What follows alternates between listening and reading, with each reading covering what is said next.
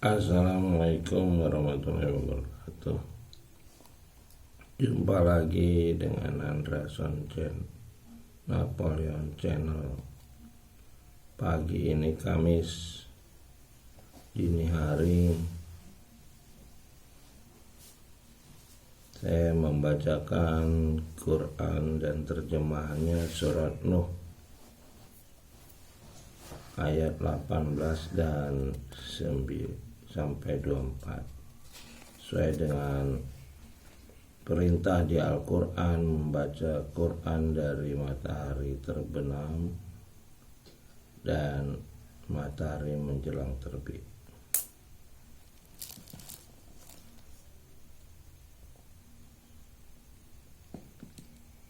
Kemudian Dia mengembalikan kamu ke dalam tanah dan mengeluarkan kamu daripadanya pada hari kiamat dengan sebenar-benarnya. Dan Allah menjadikan bumi untukmu sebagai hamparan, supaya kamu menjalani jalan-jalan yang luas di bumi itu. Nuh berkata, Robbi, sungguhnya mereka telah mendustakanku dan telah mengikuti orang-orang yang harta dan anak-anaknya tidak menambah kepadanya melainkan kerugian belaka, dan melakukan tipu daya yang amat besar. Dan mereka berkata, jangan sekali-kali kamu meninggalkan Tuhan-Tuhan kamu, dan jangan pula sekali-kali kamu meninggalkan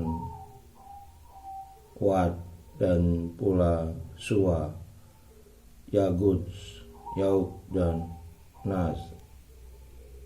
Dan sesudahnya mereka telah menyesatkan kebanyakan, dan janganlah engkau tambahkan bagi orang-orang yang zalim itu selain kesesatan. Disebabkan kesalahan-kesalahan mereka ditenggelamkan lalu dimasukkan ke neraka, maka mereka tidak mendapat penolong-penolong bagi mereka selain dari Allah. Nuh berkata, Robbi, janganlah engkau biarkan seorang pun di antara orang-orang kafir itu tinggal di atas bumi. Sesungguhnya jika engkau biarkan mereka tinggal, niscaya mereka akan menyesatkan hamba-hambamu, dan mereka tidak akan melahirkan selain anak yang berbuat maksiat lagi sangat kafir.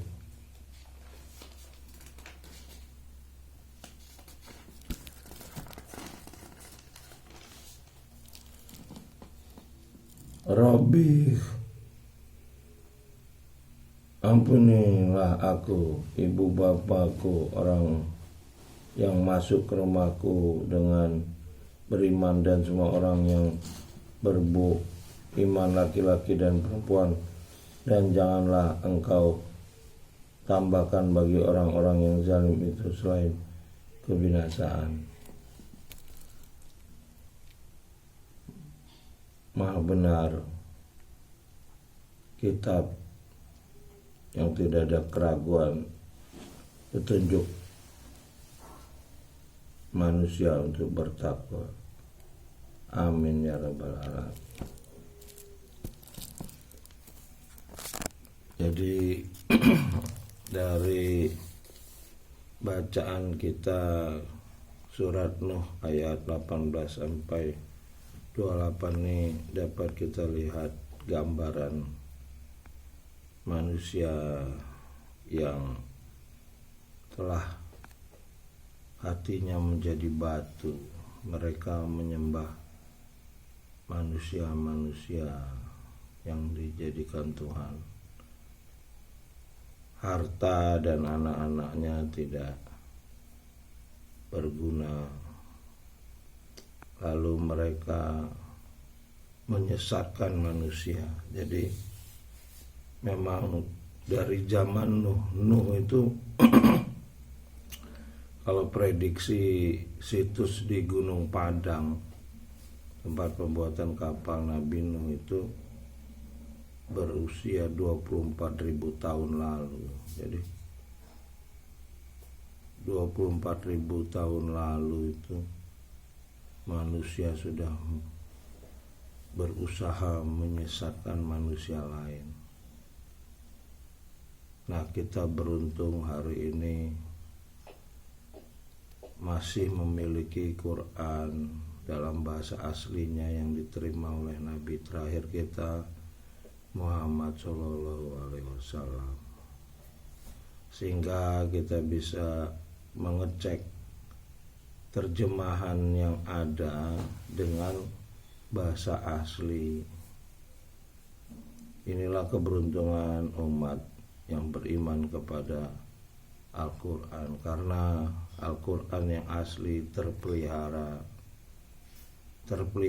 dalam bentuk dalam bahasa aslinya, dan juga terpelihara di dalam pemikirannya. Jadi mereka yang mengembangkan Iqra, maka dia akan berpikir dengan matematis, dengan ilmu pengetahuan alam, karena sesungguhnya yang dibilang ilmu manusia adalah ilmu pengetahuan alam.